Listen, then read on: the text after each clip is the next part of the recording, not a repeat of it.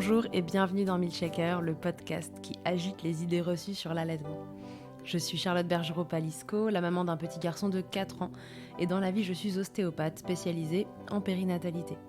J'ai destiné ma pratique aux femmes et aux enfants, en particulier dans cette période charnière autour de la grossesse, de la naissance et du postpartum, avec une spécificité, permettre aux bébés de mieux téter pour mettre en place un allaitement serein en libérant les bébés des tensions qui les empêchent de téter correctement. Ce podcast, je l'ai imaginé pour vous offrir des témoignages variés, des expériences de familles qui ont allaité plus ou moins longtemps et avec plus ou moins de facilité. Ici, vous découvrirez l'allaitement sous toutes ses coutures. Vous pourrez aussi vous informer auprès de professionnels, tous spécialisés dans le domaine, qui vous apporteront lors d'épisodes experts les informations les plus justes et vous permettront de vous orienter en cas de difficulté. Mon objectif, il est très simple, offrir ces informations à toute mère, famille et tout professionnel qui souhaite se renseigner sur le sujet. Que chacun puisse faire ses choix de façon éclairée et casser les idées reçues qui circulent pour vous rendre l'allaitement plus accessible, plus facile, normal, banal même, et ce qu'importe vos envies et votre projet. Ce qui aide ces informations à se diffuser pour que le plus grand nombre puisse en bénéficier et qui permet à Milkshaker de continuer de s'agiter, c'est vous, par vos partages autour de vous, sur les réseaux, vos écoutes, mais aussi vos notes ou étoiles sur les plateformes d'écoute. Alors je vous serais très reconnaissante de prendre 1 minute pour soutenir ce projet. Et maintenant, place à l'épisode. Dans l'épisode précédent avec Juliette, les troubles de l'oralité de son premier enfant ont été évoqués à différentes reprises. Comme cette problématique est très fréquente et qu'on l'a déjà en partie abordée avec Marie Ruffier-Bourdet dans les épisodes autour de la diversification, 42 et 68 particulièrement, j'ai eu envie de creuser le sujet avec Juliette, savoir comment se passe le quotidien avec un enfant qui mange peu, voire très peu, et est très sélectif dans le choix des aliments. Comment s'est-elle rendue compte qu'il y avait un problème? Comment s'y est-elle prise? Où a-t-elle pris de l'aide? Qu'est-ce qu'elle a pu mettre en place à la maison lors des repas pour que son fils mange? Un épisode court pour faire le focus sur cette partie de l'histoire de Juliette. Parce que les problématiques de succion peuvent être associées aux troubles de l'oralité, il me semblait important de développer. Je vous souhaite une belle écoute. Donc Juliette, on s'est parlé la semaine dernière, on va dire, ou il y a 2 semaines, j'en sais rien, on verra, pour que tu nous racontes ton histoire d'allaitement et est ressorti ce trouble de l'oralité dont tu parles pour ton fils. J'aurais aimé qu'on revienne rapidement là-dessus pour que tu nous racontes un peu comment ça s'est matérialisé chez vous, quels impacts ça a eu et quelles solutions vous trouvez au quotidien pour que ça se passe le mieux possible et que ton fils puisse manger. Tu nous disais, en fait, tout ça a commencé très tôt, puisque dès le démarrage, l'allaitement n'a pas été facile, finalement. Ouais. Que ce bébé avait du mal à bien téter, il te faisait mal. Et puis qu'en fait, arrivé à la diversification, il s'est mis à pas tellement bien manger. Alors déjà, c'était un bébé qui tétait Ouais. énormément. Ouais, alors, c'est un bébé qui avait un reflux. D'accord. Voilà. Il avait un reflux interne. Donc, il tétait beaucoup pour se soulager, je pense, de ce reflux. Il tétait peut-être beaucoup aussi parce qu'il était peut-être pas très efficace au sein. Ça, je sais pas trop. Et il tétait beaucoup parce que globalement, c'est un petit garçon qui est assez anxieux et qui, je pense, se rassurait beaucoup avec le sein. Donc, quand il était bébé, il tétait 12-14 fois par jour. C'était classique. Sauf que ce nombre de tétés a pas diminué vraiment avec le temps, et c'est vrai qu'à 18 mois, il tétait encore 10 fois par jour, 12 fois par jour. Ouais. Et effectivement, à 4 mois et demi, je pense, on s'est dit on va commencer la diversification. Et ça ne l'intéressait pas du tout. C'est-à-dire que il ouvrait pas la bouche. Il regardait ailleurs. Ouais, vraiment, il prenait une cuillère et puis c'était fini, quoi. Donc, au début, on s'est dit, il est pas prêt. Après tout, avant c'était 6 mois les recommandations. On attend un peu, on fait une pause de 2-3 semaines, on réessaye. Et en fait, il mange à chaque fois 2 cuillères, 3 cuillères, et puis il s'arrête là. Et les quantités n'augmentent pas. 7 mois, 8 mois, 9 mois, ça n'augmente pas. T'as l'impression qu'il faut le forcer déjà à manger? T'as l'impression que c'est un peu du forcing de lui filer ces quelques cuillères, ou ça moi, va? je le force pas du tout. Donc dès qu'il montre qu'il en veut pas ou plus, j'arrête, quoi. Je me dis, je vais pas le traumatiser, je le force pas. Donc non, les 2-3 cuillères, ça va. Je sens qu'il est quand même un petit peu curieux, mais qu'il y a un truc... Ouais. Voilà, bon, Pas plus ça que lui ça. suffit, quoi. Ouais, pas plus que ça. Donc après, tout le monde donne un peu son avis, hein. Ah là Ah là. bah moi mon donc ma belle-mère qui me dit que mon mari c'était pareil, il mangeait rien quand il était petit, que ça va venir. La nounou, donc il commence la nounou quand il a 9 mois, elle me dit non mais avec moi il va manger, vous inquiétez pas.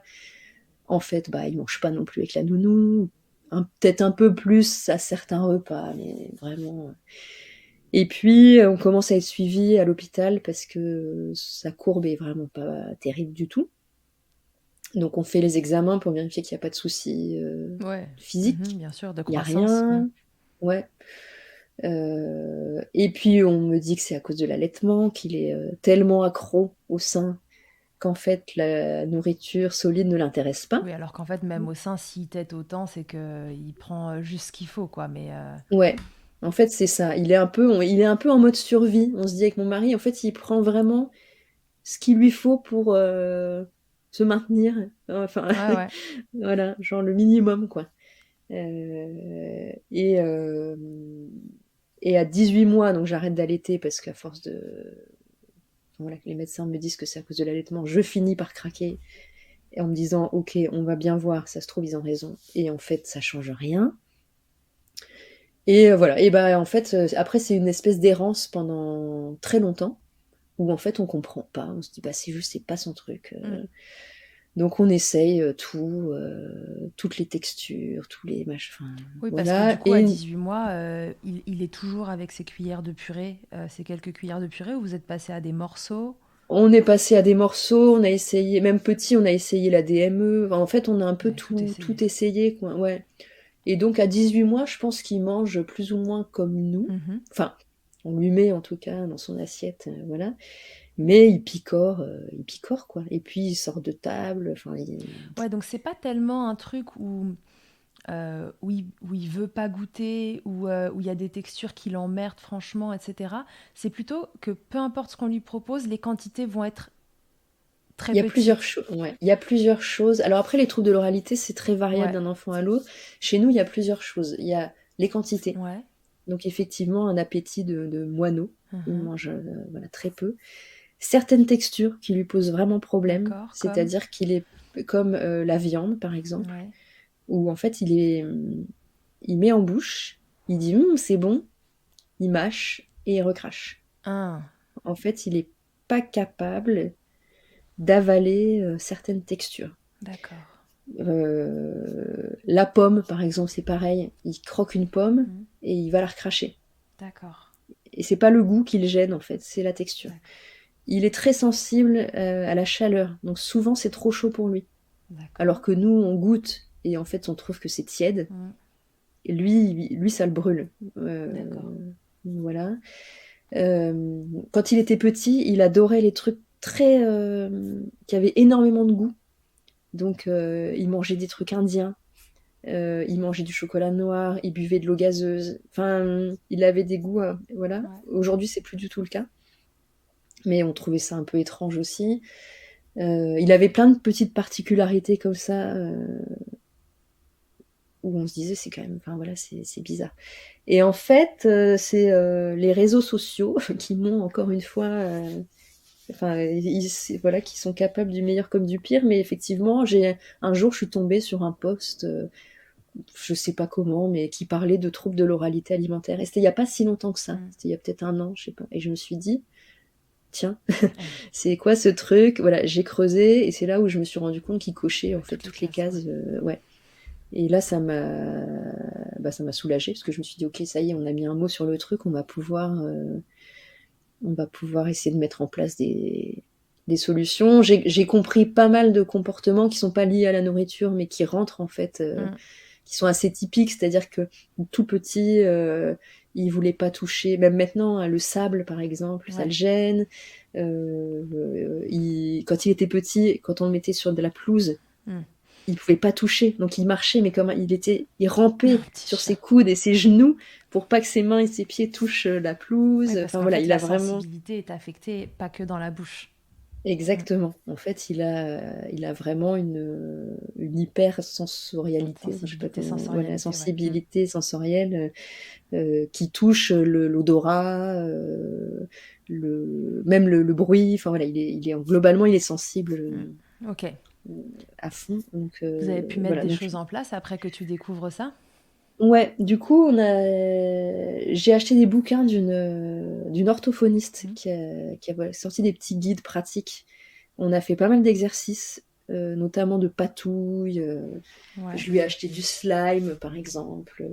Il était incapable d'approcher son doigt du slime, là, ce Ouais. truc visqueux. C'est quoi les petits Maintenant, il livres arrive. que tu as achetés? Tu Alors, me donnes c'est le l'adresse? compte Instagram, c'est Parents équipés. Ah bah oui, bien sûr. Ouais, voilà. Et elle a fait deux petits guides, un pour le 0-3 ans, je crois, puis après, à partir de 4 ans. Voilà, j'ai acheté les deux et on a fait pas mal d'activités. T'as du sable, Ouais. tu sais, du sable magique, là, Mm. je sais pas comment ils appellent ça. On a fait des activités où on a mis ces dinosaures en plastique dans du ketchup, dans du chocolat, du Lâcher prise. fromage et tout. Ouais, complet. Ensuite, il a donné le bain. Voilà, il y a plein de petits trucs comme ça, mais pour vraiment le faire, qu'il Découvrir. accepte en fait de toucher, de sentir, parce que les odeurs pouvaient le gêner affreusement. C'est-à-dire que il était à table avec nous et qu'on ramenait, je sais pas, par exemple, il déteste les œufs, l'odeur des œufs. Donc si nous on se faisait un œuf et qu'on le mettait à table, il fallait qu'il quitte la table. Ouais. Voilà. Et ce qu'avant, je pense à une autre époque, on aurait pris pour des Ouais, caprices et complètement. Mais tout. encore Voilà. aujourd'hui, hein. Oui, encore. Oui, Vraiment. oui, voilà. Moi, je sais qu'en fait, non, vraiment pour lui, Ouais. c'est insupportable. Donc on a fait pas mal de patouilles. On a vu une orthophoniste aussi avec Mhm. laquelle on a fait quelques séances. Et alors, Euh, comment ça s'est je- amélioré?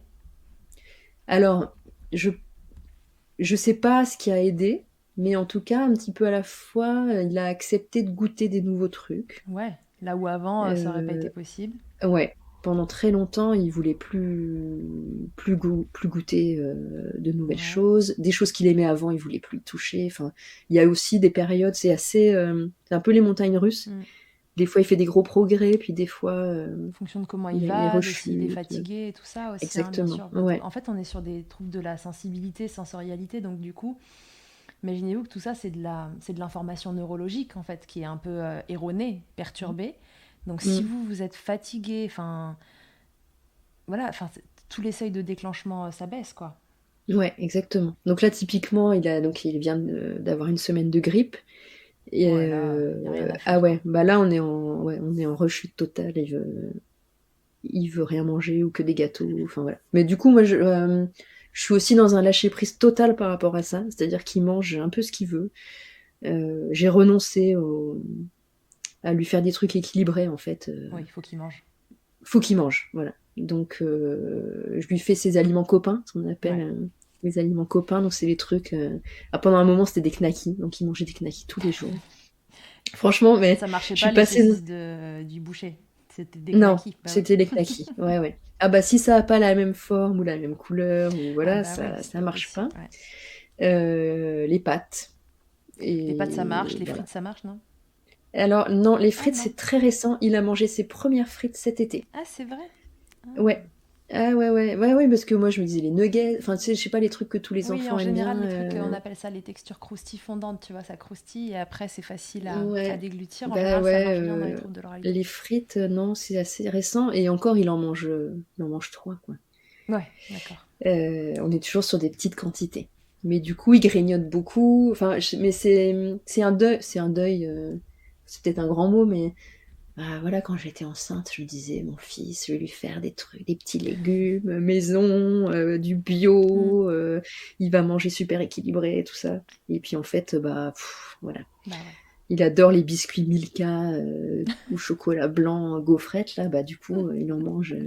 Ouais, lâcher prise, hein. Voilà. Lâcher prise. Ah bah Hmm. ouais, complet, complet. Et parce que bah il faut qu'il ait ses calories quand même. Ouais, bah bien sûr. Oui, il faut qu'il Et mange. donc voilà. Donc les aliments copains à fond. Et puis j'ai acheté. Alors là, ça c'est le truc. C'est euh, c'est un business aussi. Mais j'ai acheté une assiette en fait où il y a une espèce de petite récompense à la Ouais, fin les qui est chemins. cachée là. Ouais, voilà exactement. Donc ça le fait pas forcément manger plus, mais ça le fait venir à table déjà.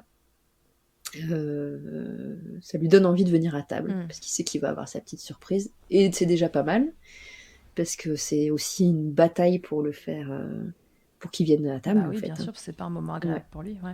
Hmm. exactement, avec des gros troubles de comportement, enfin C'est-à-dire que il peut faire des crises. À un moment, il jetait son assiette. Enfin, Ah c'était ouais. vraiment trop. Il n'arrivait pas à gérer. Là, c'est plus en ce moment, il va venir à table et s'il y a un truc qui le gêne, le bloque ou je sais pas, il va dire je suis fatigué et il va C'est se chiant. devenir tout mou et poser sa tête sur la table pour un peu. Et je pense Ouais, c'est une éviter. façon de éviter, ouais, Bien de sûr. fuir un peu la situation, quoi. Donc voilà, donc c'est un combat un peu quotidien. Ouais, le trouble de l'oralité, c'est vraiment au Euh, quotidien, plusieurs fois par jour. ouais, C'est pas ouais, c'est facile. chaque repas, chaque, ouais, ouais, Mais je ouais. pense que c'est important d'en parler parce que, bon, là, on parle d'un trouble de l'oralité bien installé et puis qui, en fait, voilà, a toujours été. Mais Mm, les enfants, à un moment ou à un autre, passent par une phase de régression avec la nourriture. ouais. Et je peux en parler, j'ai un gamin qui a très très bien mangé au démarrage. Et puis voilà, en ce moment, s'il regarde un potiron, une patate douce et des trucs comme ça, c'est même pas envisageable. Hier soir, je lui ai fait le chemin dans l'assiette, machin, avec les trucs. Ouais. Et voilà, et parce qu'il n'a pas de trouble alimentaire vraiment au démarrage, il me l'a mangé, ma patate douce, avec un petit fromage en plus dessus et un peu de sauce. Mm, Mais il m'a regardé genre, bon, et voilà, et je lui dis, bah écoute, c'est super que tu aies réussi à goûter. Maintenant, j'ai compris, t'aimes pas ça, on retentera plus tard, quand tu seras plus grand, sûrement t'aimeras. Mais ouais, il y a ouais. quand même, quoi qu'il arrive, dans la vie d'un enfant, des phases de régression et rentrer en Ouais. opposition avec, c'est vrai que, voilà, toujours leur proposer de regoûter, c'est important. Rentrer en opposition avec fait plus de mal que de bien, et je pense que c'est important Oui, de le répéter et de se dire que, voilà, l'important à la fin, c'est qu'ils mangent et puis qu'ils gardent pas une expérience trop désagréable de la nourriture, parce que sinon, pour oui, le coup, c'est ça ça. installe le truc sur le long terme. Ouais, ouais, ouais.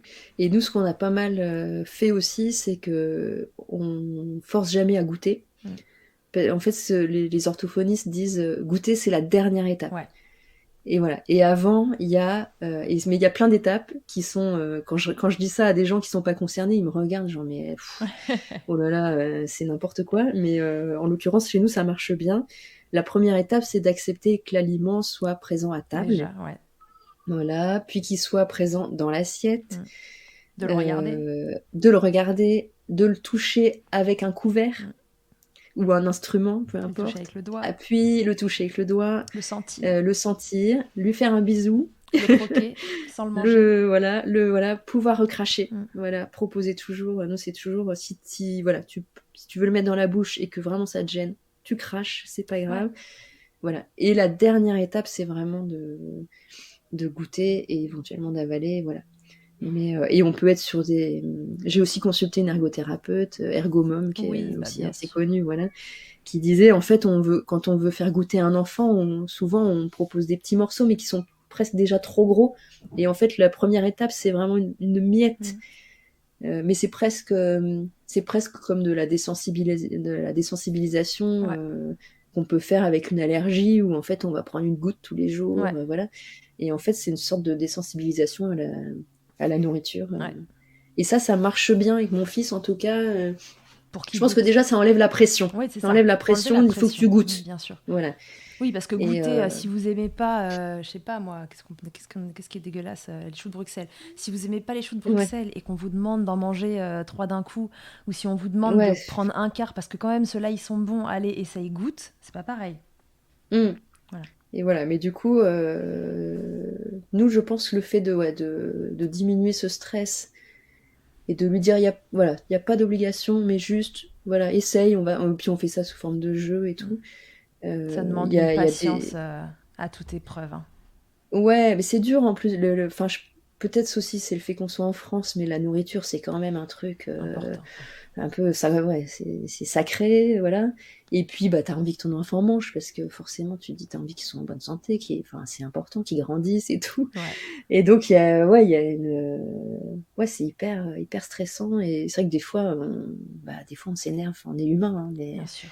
parce que des fois, on est là, mais c'est pas possible quand même. Il fait exprès. Non, il fait pas exprès, Ouais. mais voilà, on a aussi nos trucs, on est fatigué. Et donc, on essaye voilà, de se dire, allez.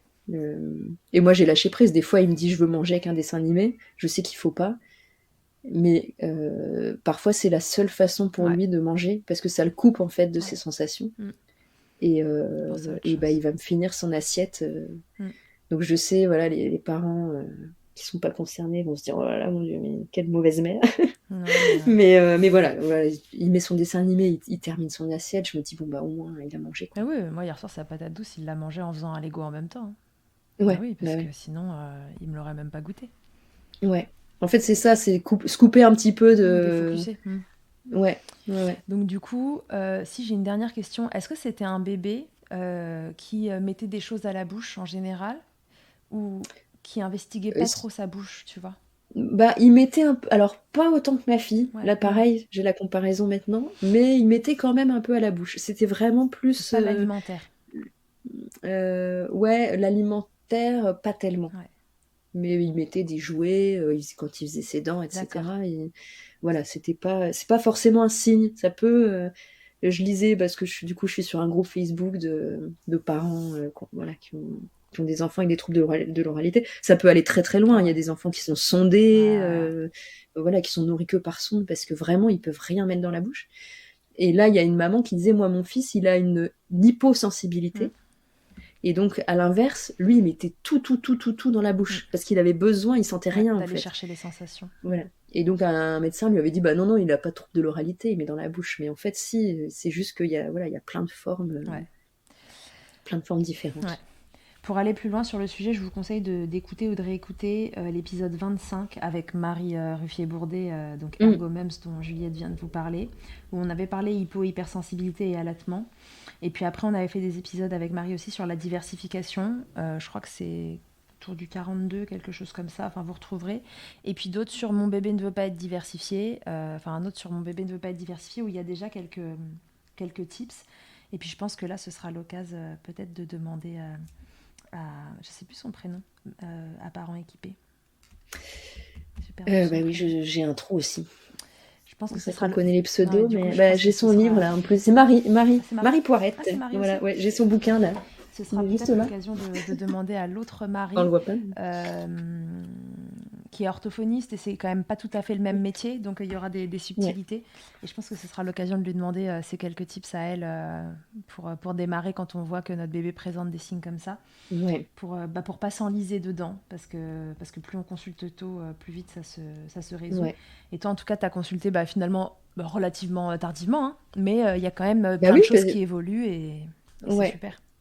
Ouais, parce qu'en fait, aucun médecin, on en a vu des médecins pour ces problèmes, enfin, on disait, ils mangent pas, ça m'intéresse pas. Aucun médecin nous a parlé de ce trouble, en fait. Oui, donc c'est une errance médicale. Ouais.